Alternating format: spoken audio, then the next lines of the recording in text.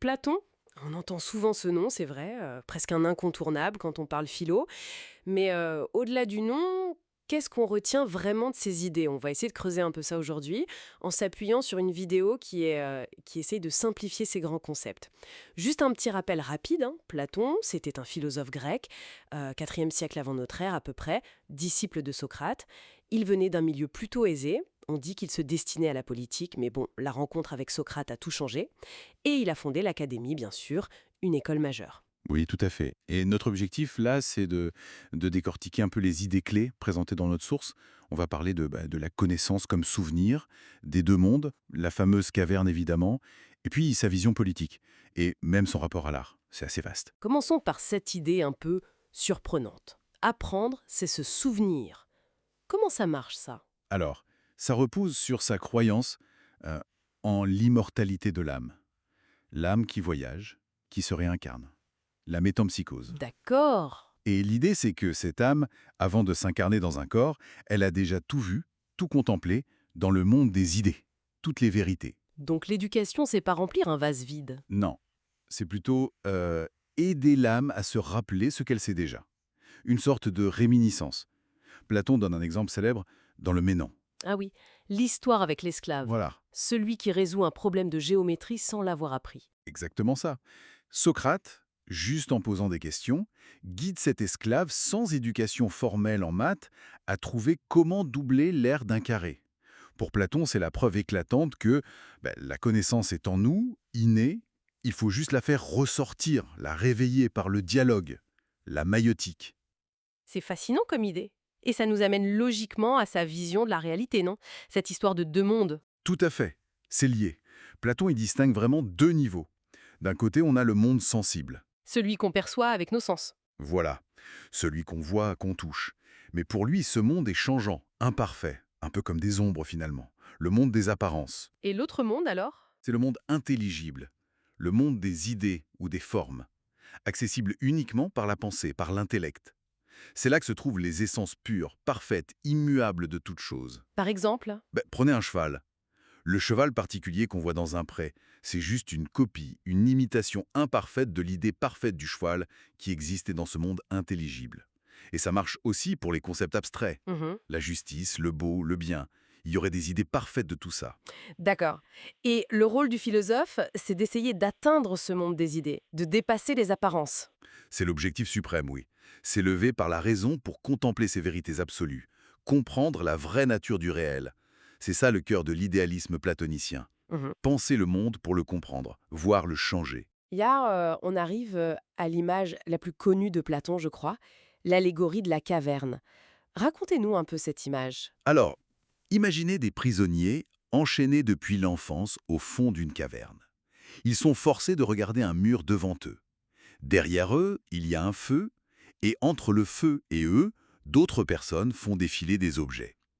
Les prisonniers ne voient que les ombres de ces objets projetés sur le mur. Et pour eux, ces ombres, c'est la réalité. Exactement. C'est la seule réalité qu'ils aient jamais connue. Une métaphore de notre condition humaine ordinaire, en quelque sorte. On prendrait le monde sensible pour la seule vérité. Hmm. Et le philosophe, dans cette histoire? Le philosophe, c'est celui qui arrive à se détacher de ses chaînes, à se retourner et à sortir de la caverne. C'est une ascension difficile, douloureuse même. La lumière du jour, le soleil dehors, ça représente le monde des idées, la vérité, le bien. Au début, ça aveugle. C'est dur d'accepter cette nouvelle réalité. Mais une fois qu'il est sorti, qu'il a vu la vraie lumière, il fait quoi? Il reste dehors? Non, et c'est un point essentiel chez Platon. Son devoir moral, c'est de redescendre. Redescendre dans la caverne? Oui, pour essayer d'expliquer aux autres ce qu'il a vu, pour tenter de les libérer eux aussi, même si, Même s'il risque de ne pas le croire, de le prendre pour un fou. voire pire, on pense forcément à Socrate qui a été condamné à mort par Athènes pour ses idées. Et ce lien est direct avec sa philosophie politique, développée dans la République, j'imagine? Absolument. Si seuls les philosophes ont contemplé les idées vraies, la justice en soi, le bien en soi, Ah, alors ce sont eux qui devraient gouverner. Logique. c'est la justification de son modèle du philosophe roi.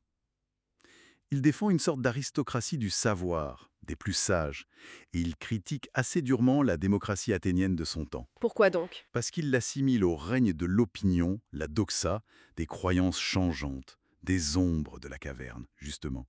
Pas au règne de la connaissance, l'épistémé. Intéressant.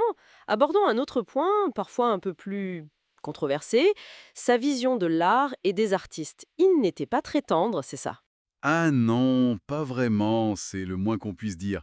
Pour Platon, l'artiste est, comment dire, éloigné de la vérité, très éloigné. Il parle de 3 degrés d'éloignement. Vous avez l'idée, par exemple l'idée du lit, le vrai lit, puis l'artisan qui fabrique un lit concret, sensible, c'est déjà une première copie de l'idée. D'accord.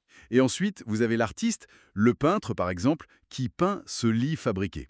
Son œuvre est donc une copie de copie, une imitation d'imitation. Waouh. Donc l'art, c'est une illusion, une apparence d'apparence. C'est un peu ça, oui. Il se méfie beaucoup des artistes parce qu'il les voit comme des imitateurs, des spécialistes de l'apparence, qui souvent ne comprennent même pas l'essence de ce qu'ils représentent. Et pire encore, selon lui, l'art, il pensait beaucoup à la poésie d'Homère, peut véhiculer des idées fausses, immorales, et surtout ça parle aux passions, aux émotions, plutôt qu'à la raison. Donc dans ces cités idéales, L'art doit être très contrôlé, voire censuré. Il ne devrait servir qu'à l'éducation morale et civique, et toujours sous la direction éclairée des philosophes gardiens. on mesure bien l'ampleur de l'héritage platonicien. Ça a vraiment structuré une grande partie de la pensée occidentale, que ce soit pour le suivre ou pour s'y opposer. Il luttait contre les sophistes qui pensaient que la vérité était relative. Exactement. Et on dit souvent, un peu comme une boutade, mais pas tant que ça, que toute l'histoire de la philosophie occidentale n'est qu'une série de notes de bas de page sur Platon. D'ailleurs, son propre élève, Aristote, va développer une pensée bien différente sur de nombreux points.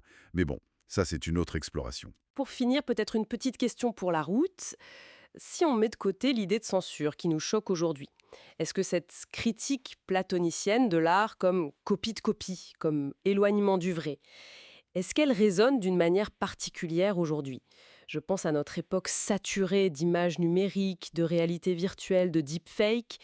Qu'est-ce que ça veut dire chercher la vérité d'une chose quand ces représentations peuvent être infinies et parfois indiscernables de ce qu'elles sont censées représenter?